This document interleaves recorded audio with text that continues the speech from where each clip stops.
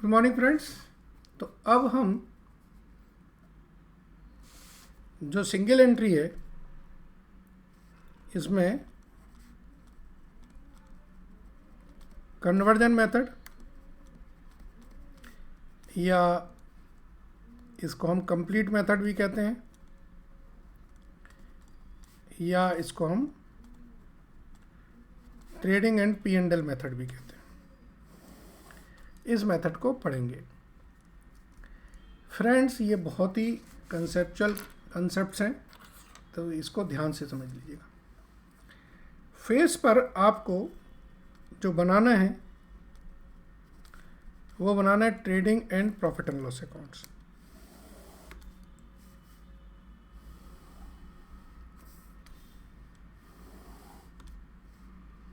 ये आपके जो मेन आपका क्वेश्चन होगा वो ये बनेगा। इसके नीचे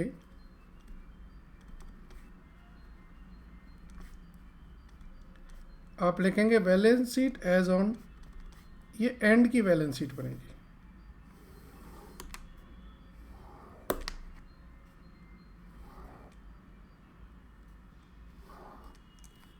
ठीक है। इसके बाद जो वर्किंग नोट्स हैं उनको भी, वर्किंग नोट्स में एक आपके trade debtors,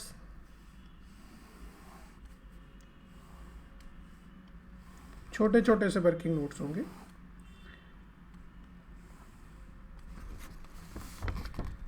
bills receivable,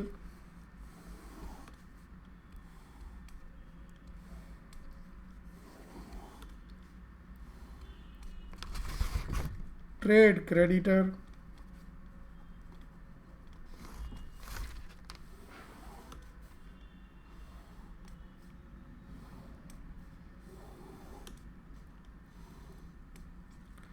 bills payable,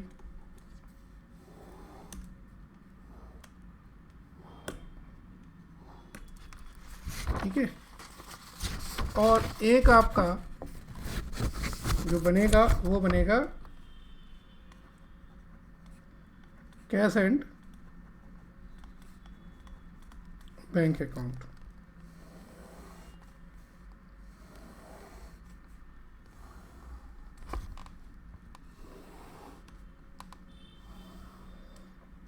normally cash और बैंक की इंफॉर्मेशन साथ में दी रहती है, तो आप कॉलमनर कैश बुक के कंसेप्ट से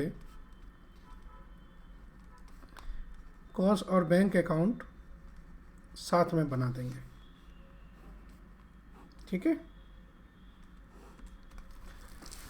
और इसके बाद कुछ और वर्किंग नोट्स रहेंगे, वो यहाँ आएंगे। लास्ट में मैं आपको स्टेप्स लिख रहा हूँ उसके। सबसे पहला स्टेप्स,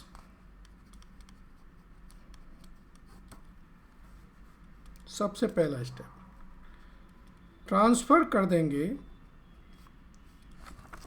अच्छा एक सेकेंड, एक आपकी ओपनिंग बैलेंस शीट भी बनेगी।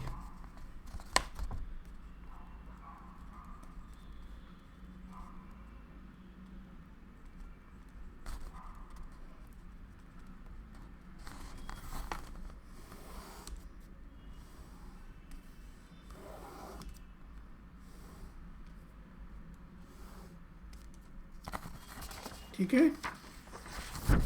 अब मैं स्टेप्स लिख रहा हूँ, स्टेप्स के बेसिस पर करेंगे। Transfer all opening balances to opening balance sheet and relevant account। अब इनको ज़रा समझ लें। पहले मैं ओपनिंग बैलेंस शीट में जो फिगर्स हैं उनको लिखूंगा। यहाँ पर एक है मशीनरी, एक है फिक्सचर्स, एक है debtors bills receivable, creditors, bills payable, stock, cash in hand, cash at bank. ठीक है, लोन फ्रॉम बैंक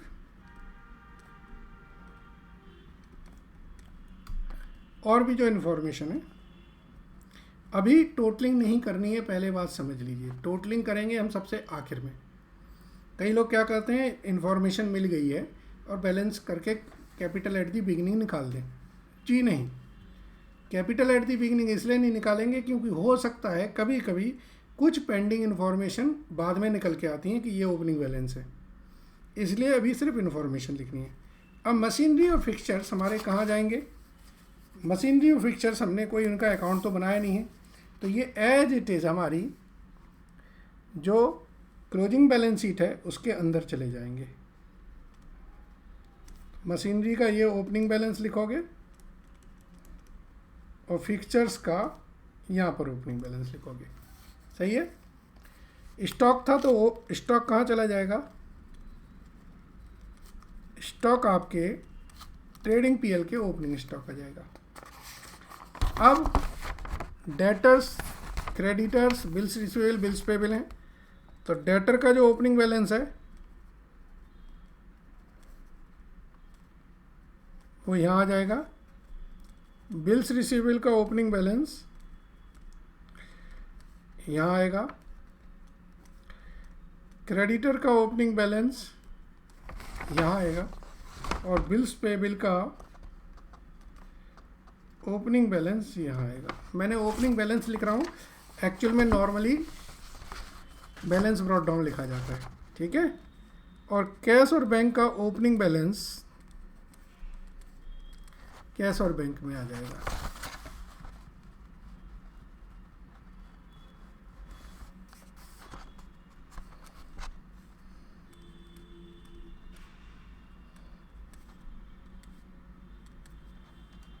ठीक है। कैश और बैंक का ओपनिंग बैलेंस कैश और बैंक में आ जाएगा। अब आप गौर से देखिए, ये जो बैलेंस शीट है आपकी, इसमें से अच्छा लोन रह गया है, लोन को आप क्लोजिंग बैलेंस शीट में इनर साइड में पहुंचाते हैं।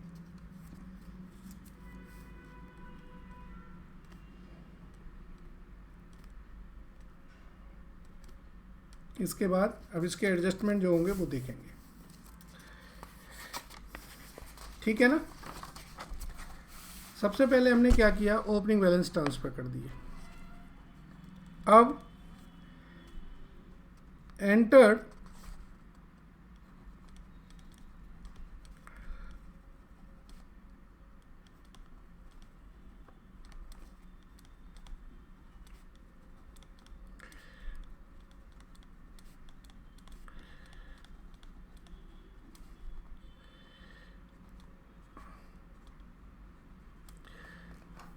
कैश एंड बैंक ट्रांजैक्शन जो है वो आप लेजर में भी चढ़ाएं और कैश बुक में भी चढ़ाएं। जैसे मैं अभी लिख लेता हूँ, एक है received from debtors, received from bills receivable, paid to creditor,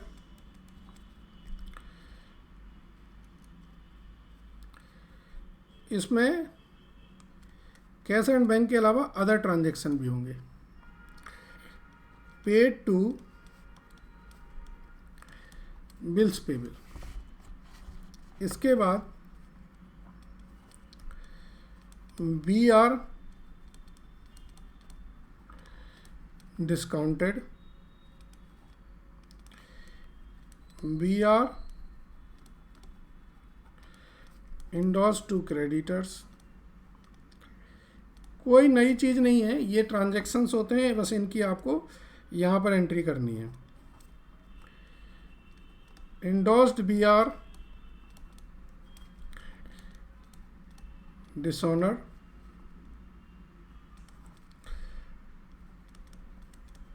discounted BR dishonor, bad debts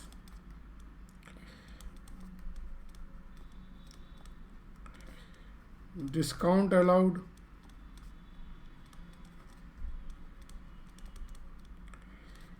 discount received, बहुत सारे ट्रांजैक्शन होते हैं।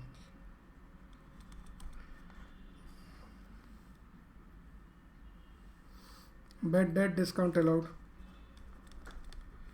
एक्सपेंसेस पेड, ठीक है,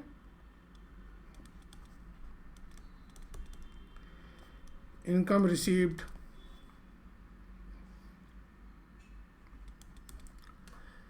सोचिए आप जितने ट्रांजैक्शन सोच सकते हैं, अगर आप वो ट्रांजैक्शन सोच सकते हैं तो आपको पता है उसकी आप जनरल एंट्री भी बना सकते हैं, और अगर आप जनरल एंट्री बना सकते हैं तो फिर इसका मतलब है कि आपको उसके दो इफेक्ट आने चाहिए। जैसे आप पहला ट्रांजैक्शन लेते हैं रिसीट फ्रॉम डेटर। अब रिसीट फ्रॉम डेटर की एंट्री आप बताइए क्या होगी। अगर कैश रिसीट हुआ है तो कैश में, और बैंक रिसीट होगा तो बैंक में। तो एंट्री क्या होगी, बाय कैश और बैंक। ये ट्रांजैक्शन हमारा ए है। तो कैश और बैंक में क्या होगा, आप साइमल्टेनियसली पोस्ट करना सीखिए। इमीडिएटली कैश और बैंक में ट्रांजैक्शन होगा टू डेटर, जहाँ से भी रिसीव हुआ है। ऐसे ही ये ए ट्रांजैक्शन है। बी ट्रांजैक्शन हमें मिला है बी आर से पैसा, तो बी आर में आएगा बाय कैश और बैंक। सी ट्रांजैक्शन हमने पे किया है क्रेडिटर को, और डी ट्रांजैक्शन है हमने पे किया है बिल्स पेबल को। तो सी और डी भी कैश में पोस्ट कर लें।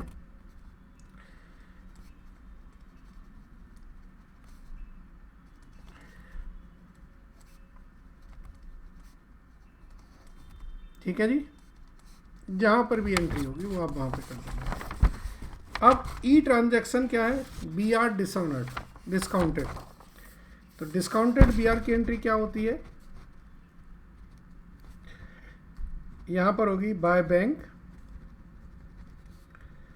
और बाय डिस्काउंट।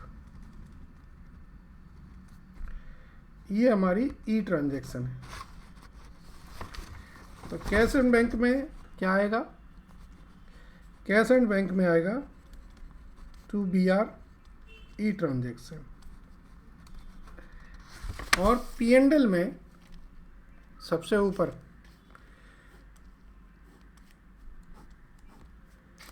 यहाँ पर क्या आएगा, टू डिस्काउंट ऑन, जो हमने बी आर पे डिस्काउंट दी। ये ट्रांजैक्शन हो गया हमारा ई। एफ ट्रांजैक्शन क्या था, B R endorse to creditor. आप बताओ क्या एंट्री होती है जब बी आर इंडोर्स करते हैं, creditor to B are.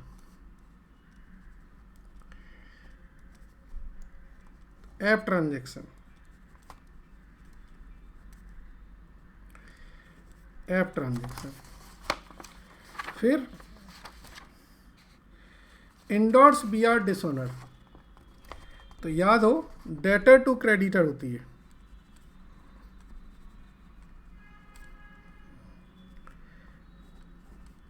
Ji transaction,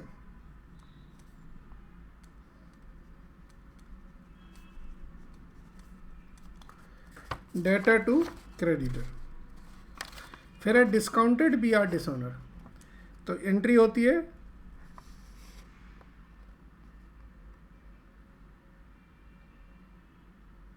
debtor to bank, H transaction. तो बैंक में क्या एंट्री होगी,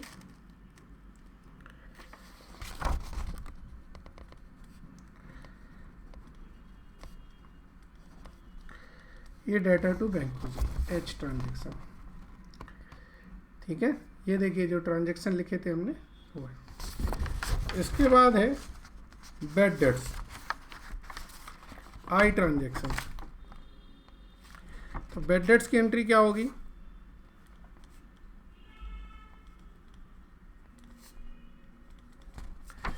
डिस्काउंट अलाउड,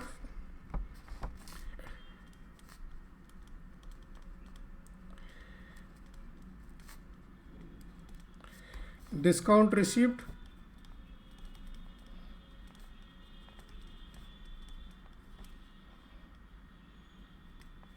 ठीक है, के ट्रांजैक्शन। ये तीनों एंट्री कहाँ जाएंगी, ये तीनों एंट्री आपकी पी एंड एल में जाएंगी।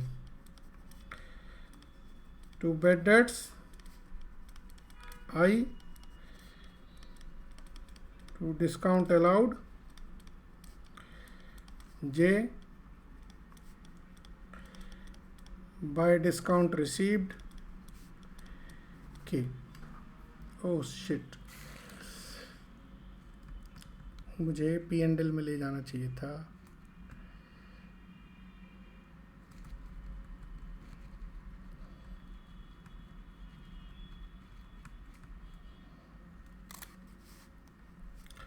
ये हो जाती हैं कभी कभी गलतियाँ। To bad debts I, to discount allowed J, by discount received K. ठीक है, फिर एल ट्रांजैक्शन है कि हमने एक्सपेंसेस पे किए।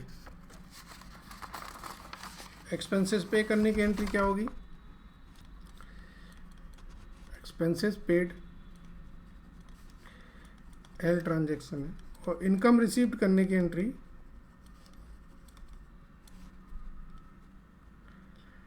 एम ट्रांजैक्शन है। ये दोनों भी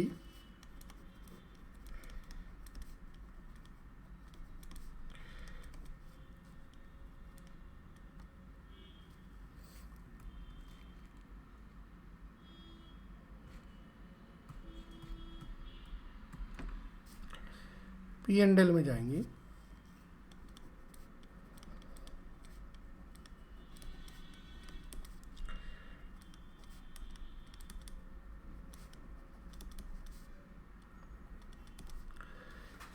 ठीक है जी, अच्छा जी, ओके। अभी मैं बहुत बेसिक चीज़ कंसेप्ट पढ़ा रहा हूँ, इसके अलावा फिर जब एडजस्टमेंट्स आएंगे वो डिपेंड्स करेगा हर क्वेश्चन पर, वो आपको क्वेश्चन से ही समझ आएंगे। चलिए अब हम थोड़ा बैलेंसिंग करते हैं। सबसे पहले बीआर और बीपी के बैलेंस निकालें।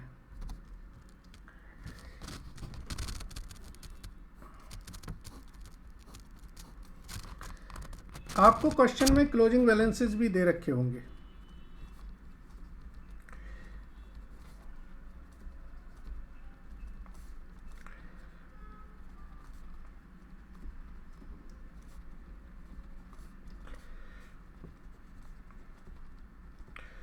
और अगर क्लोजिंग बैलेंस नहीं दे रखे होंगे तो इसके करस्पॉन्डिंग कोई ना कोई आपको इन्फॉर्मेशन दी जाएगी। इसलिए कहा जाता है कि सिंगल एंट्री एक वैराइटीज़ का क्वेश्चंस आते हैं। अब आप जब आप देखेंगे तो यहाँ जो बैलेंसिंग फिगर आएगी ये एक तरह से जो फ्रेश बीआर रिसीव्ड हुए हैं वो है,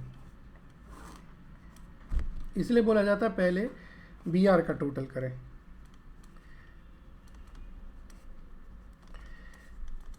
फिर इसमें जो बैलेंस आएगा वो क्या होगा, वो क्रेडिट सेल होगी। ऐसे ही बीपी में जो बैलेंसिंग फिगर आएगी वो होंगे फ्रेश बीपी एक्सेप्टेड, जो आपने बीपी एक्सेप्ट करे हैं।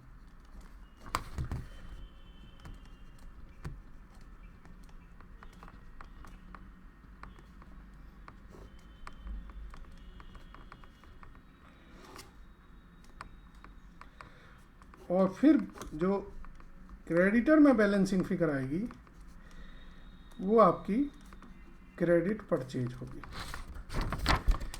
तो आपको डेटर क्रेडिटर की इंटरलिंकिंग समझ में आ गई। इस इंटरलिंकिंग के बेसिस पर जो इन्फॉर्मेशन नई आई हैं उनको आप प्लेस कर दें।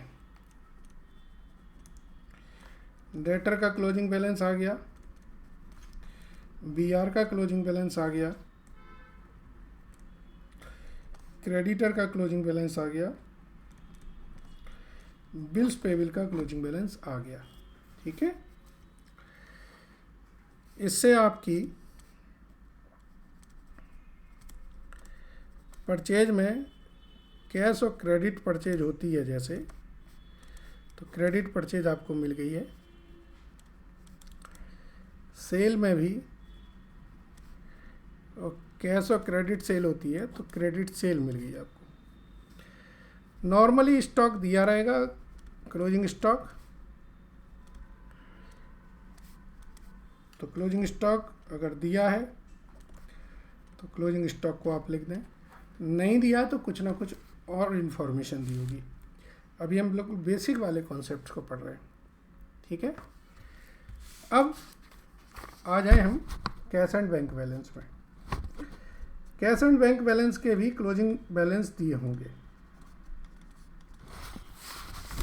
तो normally cash and bank balance के जो क्लोजिंग बैलेंस होते हैं, इसके बाद कैश में बैलेंसिंग फिगर अगर आ जाए तो वो क्या मानते हैं हम लोग, कैश सेल मानते हैं। अगर नहीं है कैश सेल इंफॉर्मेशन गिवन है तो निकल आएगा कि कैश विड्रॉ किया है। There are N number of permutation combinations. ठीक है, क्लोजिंग की कैश एंड बैंक बैलेंस आप बैलेंस शीट में लिख दें।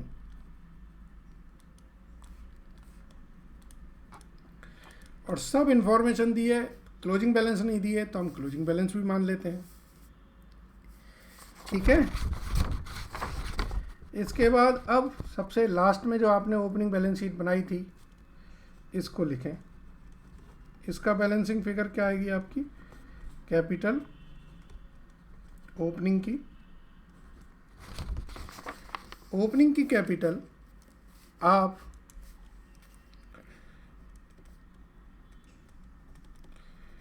क्लोजिंग बैलेंस शीट में लिखें, बिगिनिंग की कैपिटल है जो। ठीक है जी, यस। इसके बाद अब आपको पता है ये आपका ग्रॉस प्रॉफिट है, यहाँ आप ग्रॉस प्रॉफिट लिखेंगे। ये आपका नेट प्रॉफिट आएगा, ये नेट प्रॉफिट आप कैपिटल में ऐड कर देंगे। अगर कोई एडिशनल कैपिटल है तो वो इन्फॉर्मेशन क्वेश्चन में दी हुई होगी, तो वो आप कैश एंड बैंक बैलेंस में भी लिखेंगे। अगर कोई एडिशनल कैपिटल है तो ऐसे ही अगर कोई ड्राइंग्स होंगी तो वो क्वेश्चन में गिवन होंगी, वो आप लिख देंगे।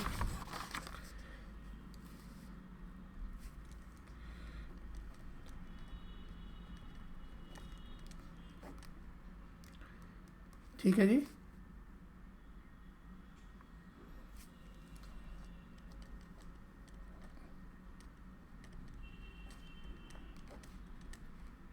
और ये आपकी बैलेंस शीट टैली हो जाएगी।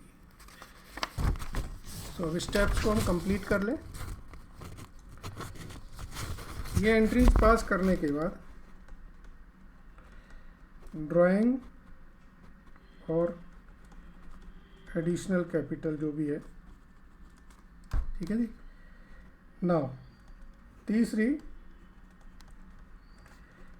Now put closing balance in relevant ledger and balance sheet. Fourth, put entries for additional information, जो भी एडिशनल इंफॉर्मेशन है उसकी। Now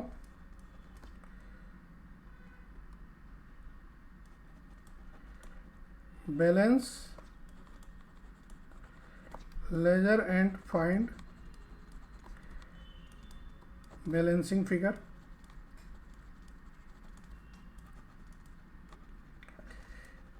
and place it in, जो भी जहाँ जाना है रेलिवेंट सेक्शन वहाँ ही प्लेस कर दें। 6वें नंबर पे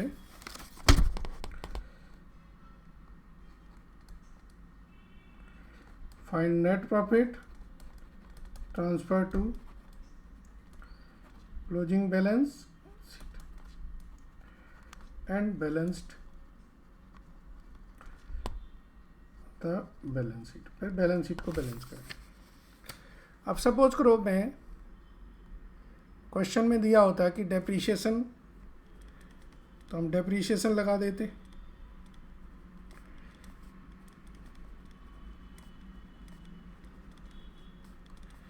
और ये क्लोजिंग बैलेंस लिख देते, तो डेप्रीशिएशन हमारा कहाँ आ जाता?